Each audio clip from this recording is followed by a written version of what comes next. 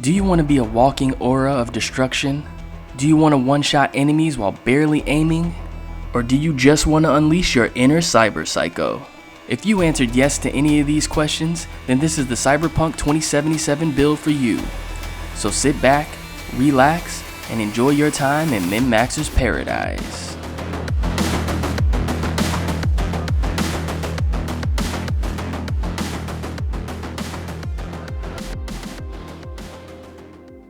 For this build, we'll be using a Sandevistan and shotguns.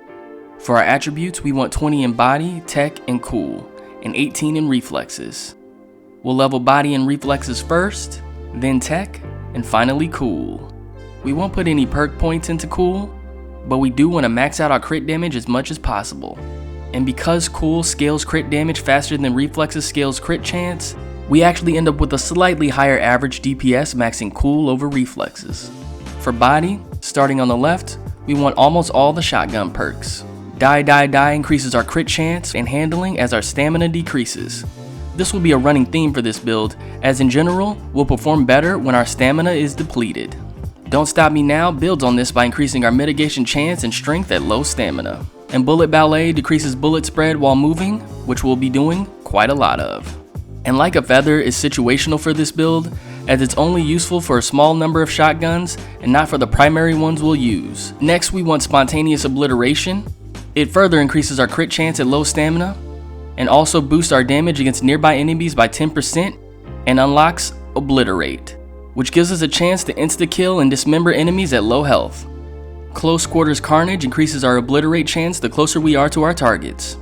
Dread decreases enemy armor with our range attacks, making our shots hit harder against armored enemies. Skullcracker greatly increases our quick melee attack damage at low stamina, incentivizing us to mix things up at melee range. Rush of Blood increases our reload speed shortly after dismembering an enemy. And lastly, the Capstone, Rip and Tear, doubles our quick melee attack damage after shooting an enemy, and our shot damage after hitting them with a quick melee attack. Like Skullcracker, this incentivizes us to treat our shotguns like hybrid melee ranged weapons. For the middle perks, we want all the usual suspects.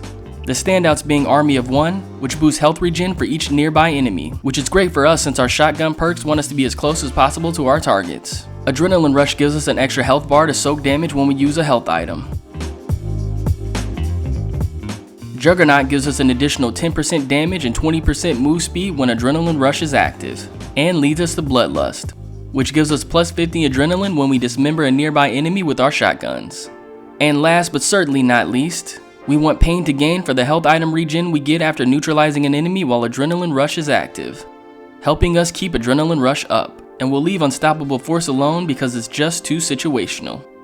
For reflexes, we want almost all the mobility perks in the middle. Multitasker and Muscle Memory are absolute essentials for any firearm build, so pick these up as early as possible to keep shooting and reloading from hurting your mobility. We want Dash, which unlocks Steady Grip, letting us shoot while dashing, and Mad Dash, which helps us quickly close distance between us and our enemies. Air Dash is too good to pass up on almost any build, though this will be for out of combat mobility, as we usually won't have enough stamina to use this in combat.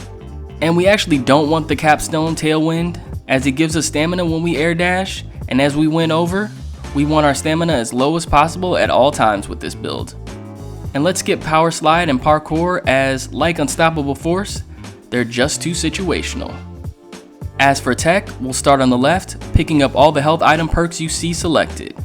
And we'll unlock Pyromania and all of its relevant perks, which together give us movement, explosion damage, and mitigation chance boost when we hit enemies with explosives, stacking up to 5 times. But we'll skip the grenade perks, as we'll be using Doom Launcher, which increases the charges and recharge speed of the projectile launch system. More on that in the Cyberware chapter of this video.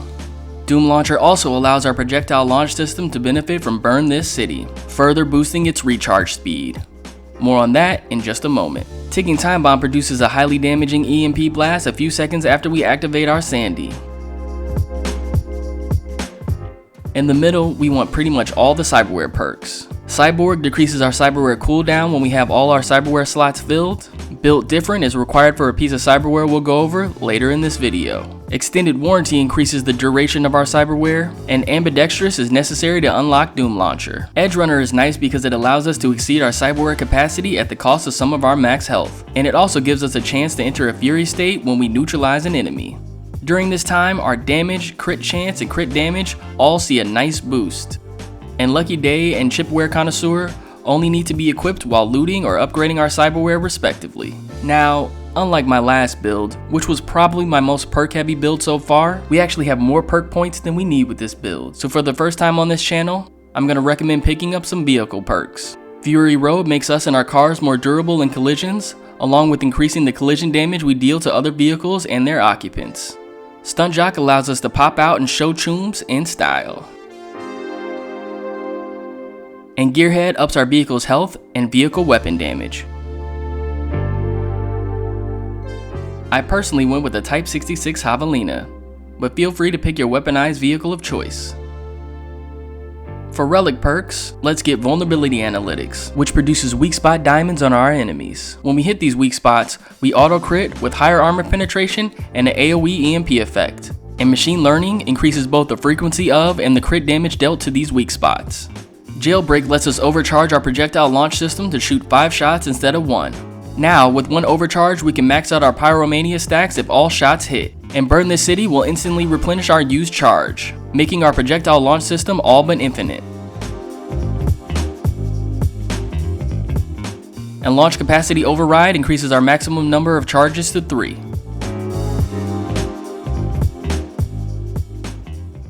For our OS, we want the Militech Falcon Sandevistan. When active, it slows time by 70% for everyone else, and boosts our damage, crit chance, and crit damage, lasting up to 10 seconds. While active, it gives us 12% health and extends the duration by 5% when we neutralize an enemy. Now, unlike its popular counterpart, the Apogee, it does not give us stamina back on a kill. And remember, we want our stamina low for the buffs from our shotgun perks, so the Falcon is the best choice for this build. Also, one thing to note is with these 2 Sandies, you can toggle them on and off to conserve your charge, but you can't get the Falcon until level 30, so until then, use the Denalar Sandevistan. Self-Ice protects us from net runners. Oxalotl reduces our Cyberware cooldown when we eliminate an enemy. This can be obtained by completing all of Regina's gigs, or at Dogtown airdrops and Ripper docks. Because we want our Sandy up as often as possible, like I've mentioned in previous videos, we want to make getting this a priority. Mechatronic Core boosts our damage against mechanical enemies and turrets.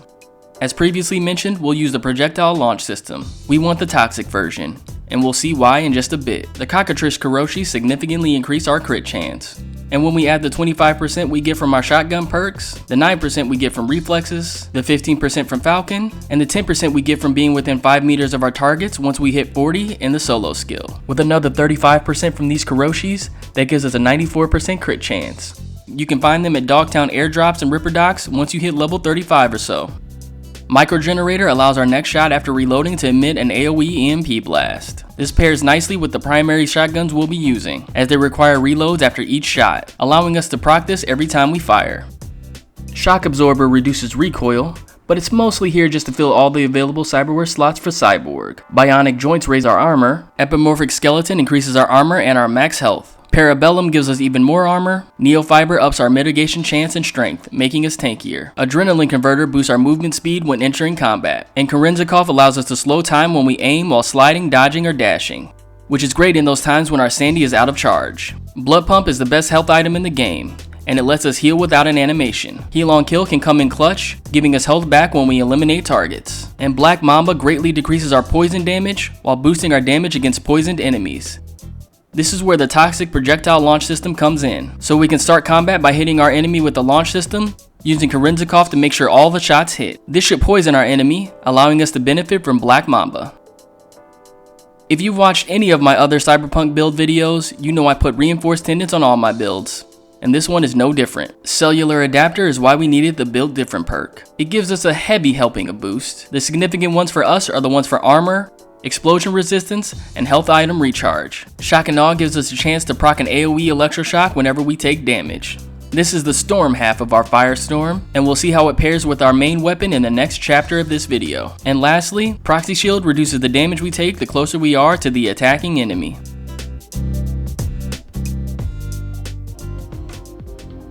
Before we get into the weapons we'll be using for this build, I want to give a little disclaimer about the Neo mod. This is an insanely powerful shotgun mod that says it grants a plus 25% chance to insta-kill when shooting someone in the leg, but I'm pretty sure that's a 25% chance per projectile, which a shotgun can shoot multiples of per shot.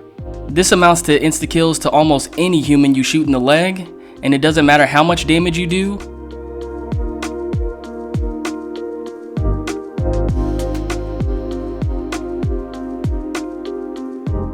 Or if you even have any of the shotgun perks.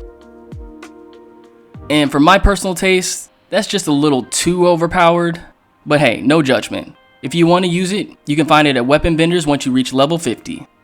As for the weapons I'd recommend, Dezerter puts the fire in Firestorm. This iconic Testera fires explosive rounds, has a very high base damage, low reload speed, 85% headshot multiplier, 75% armor penetration, and a 20% burn chance. But those aren't even the best parts. You see, after you neutralize an enemy, this gun sets you on fire, assuming your health isn't too low. While on fire, it boosts your movement speed and your mitigation chance, while also dealing a small amount of damage to you over time. And every time we take damage, we have a 10% chance of proccing shock and awe, allowing us to produce that electric blast without needing an enemy to hit us with an attack. The Dezerter can be obtained by completing the Addicted to Chaos gig during Phantom Liberty. But until then, rock with the non-iconic Testera with pyro mods, and eventually swap that out for one with the pyro mod and the firecracker mod once you get your hands on the Chimera core early in Phantom Liberty. You can find Testeras at most weapon vendors, and you can buy the crafting spec at the weapon vendor here in Northside. As always, remember to skip time if you don't see what you want at a vendor. As for the remaining weapon slots, it's really your choice. If you really want to shoot through cover, Order is a good option.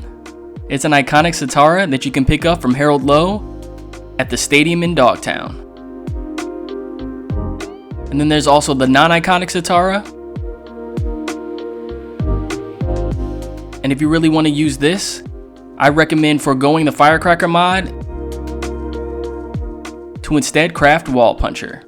And if you really want to lean into using these tech weapons, I'd also recommend giving up some of those mobility perks and the vehicle perks so you can max out the tech weapon perks. Just remember, the charge times will make these weapons a little slower to use in combat. The Citara can be found at various weapon vendors throughout Night City, and the crafting spec can be purchased from the weapon vendor here in Vista Del Rey. And for an honorable mention, I'd like to draw your attention to Sovereign. This iconic shotgun guarantees crits with point-blank shots.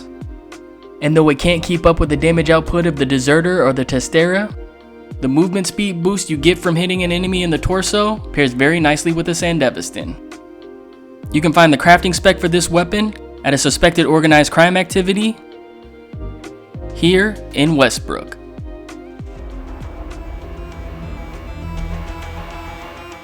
Now let's see how this build performs, shall we? All you have to do is use Blood Pump to activate Juggernaut, activate your Sandevistan, point in the general direction of your enemies, and pull the trigger. Repeat until you have no enemies left.